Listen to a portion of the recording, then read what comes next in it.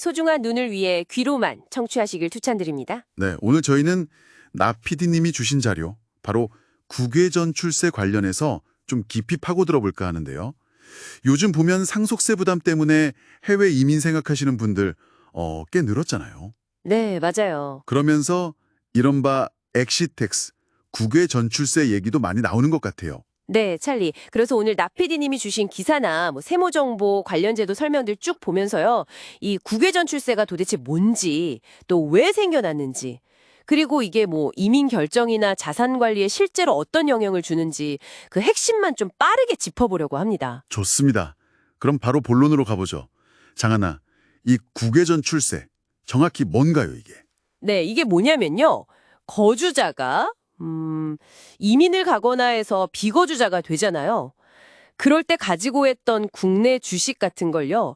출국하는 날에 판 걸로 일단 보는 거예요. 간주하는 거죠. 아, 팔았다고 간주해서 미리 세금을 내라. 네, 그렇죠. 양도소득세를 미리 내게 하는 그런 제도입니다. 아직 실제로 판 건 아닌데도요. 오, 목적이 있겠죠, 그럼? 네, 주된 목적은 역시 세금 회피 방지, 특히 조세피난처 같은 곳을 이용하는 걸 막으려는 거고요. 미국이나 독일 같은 여러 나라에도 비슷한 게 있거든요. 한국은 2018년부터 시행됐어요. 그렇군요.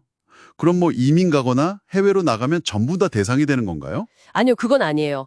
대상이 되려면 두 가지 요건을 다 만족해야 하는데요. 첫째는 출국일 기준으로 지난 10년 중에 5년 이상은 한국에 주소나 거소가 있었던 거주자여야 하고요. 10년 중 5년 이상. 네. 그 기준은 좀 구체적으로 어떤가요? 네, 그게 이제 예를 들어 코스피나 코스닥 같은 상장 주식이다. 그러면 지분율 1% 이상 또는 시가총액으로 따져서 15억 원 이상이고요. 1% 또는 15억. 네, 그리고 비상장 주식은 지분율 4% 이상 또는 이것도 시가총액 15억 원 이상입니다. 4% 또는 15억.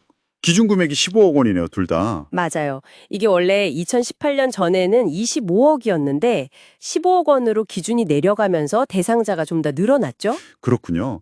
주로 주식이나 파생 상품 이런 게 해당되는 거고요. 네, 맞습니다. 역시 제일 좀 특이한 점은 아직 팔지도 않은 주식. 그러니까 미실현 이익에 대해서 세금을 미리 낸다는 거네요. 이거 논란도 좀 있겠어요. 바로 그 지점인데요. 정부 입장은 아무래도 역외 탈세 막으려면 필요하다는 거지만 당사자 입장에서는 실현되지도 않은 이익에 세금을 내야 하니까 좀 부담스러울 수 있죠. 그렇죠. 돈이 아직 손에 들어온 게 아닌데. 네. 물론 나중에 진짜로 주식을 팔았는데 그때 가격이 출국일보다 떨어졌다면요. 그 차액만큼은 세금을 돌려받을 수 있는 그런 조항은 있긴 있어요. 아, 환급 조항이 있긴 하군요. 네. 근데 국적을 아예 바꾸거나 그러면 그 환급 절차가 좀 복잡하거나 어려울 수도 있다 이런 지적도 있고요. 그럼 세금 계산은 어떻게 하고 혹시 납부를 좀 미루거나 할 방법은 없나요? 세금 계산은요. 출국하는 날의 주식 시가를 기준으로 양도차액을 계산해요. 거기서 기본공제 250만 원을 빼고요. 남은 금액, 그러니까 과세표준에 따라서 세율을 적용하는데요. 과세표준 3억 원까지는 20%, 3억 원 넘는 부분은 25%입니다. 20% 또는 25%. 네, 이걸 출국일이 속한 달의 말부터 3개월 안에 신고하고 납부해야 하고요. 3개월. 기한이 짧네요. 그렇죠. 근데 다만 납세 담보, 그러니까 세금 낼 걸 담보로 제공하면 최대 5년까지 납부를 미룰 수 있어요. 유학 목적이면 10년까지도 가능하고요. 아, 납부 유예 제도가 있군요. 5년, 유학은 10년. 네, 그리고 만약에 5년 안에 다시 한국 거주자가 되면요. 냈던 세금을 돌려받을 수도 있습니다. 환급이죠. 오, 다시 돌아오면 환급도 가능하다. 알겠습니다. 자, 그럼 잠시 좀 숨을 고르고요.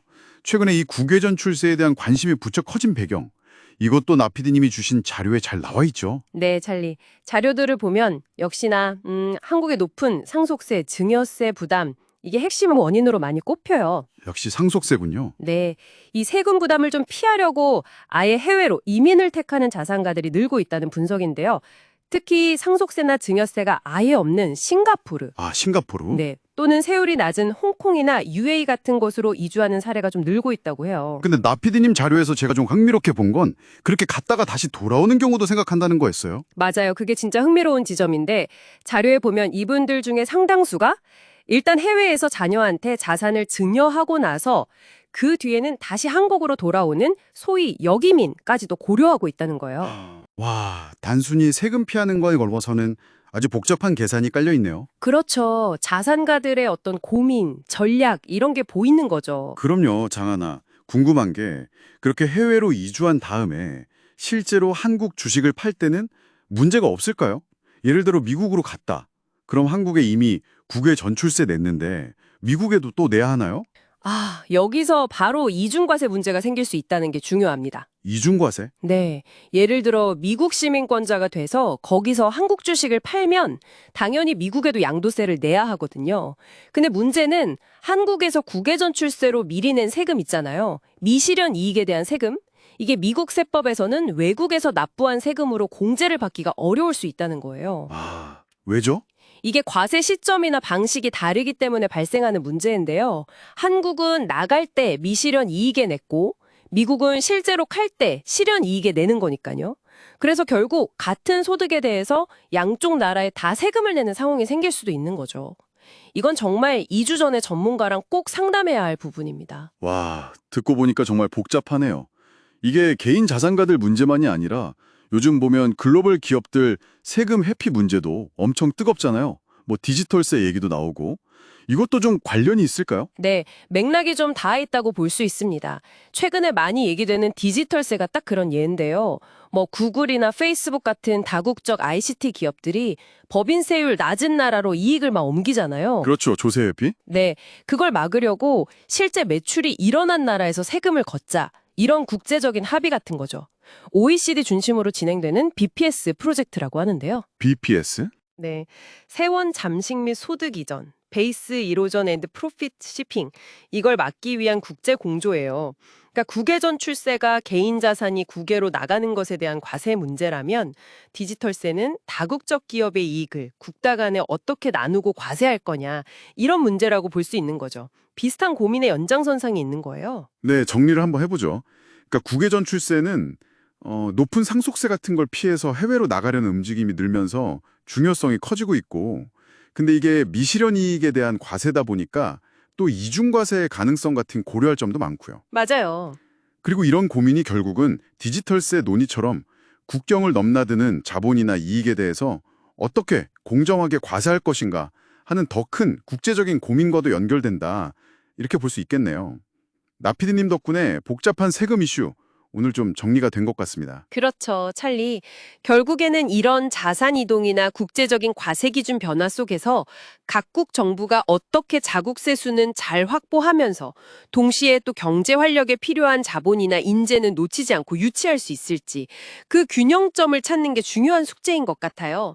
나피디님을 비롯해서 우리 청취자 여러분께서는 이런 세금 정책의 변화가 개인의 자산 관리 전략이나 또 국가 경제 전체에 어떤 영향을 줄 거라고 보시는지 한 번쯤 생각해 보시면 좋을 질문인 것 같습니다. 네, 오늘 국외전 출세에 대한 깊이 있는 이야기 잘 나눠봤습니다. 댓글로 여러분의 다양한 생각들 많이 남겨주시고요. 구독과 좋아요도 꼭꼭 눌러주세요. 저희 이전 컨텐츠들도 다시 한번 들어보시면 더욱 좋고요. 다음에 또 유익한 정보로 만나요. 애교 섞인 톤으로 안녕.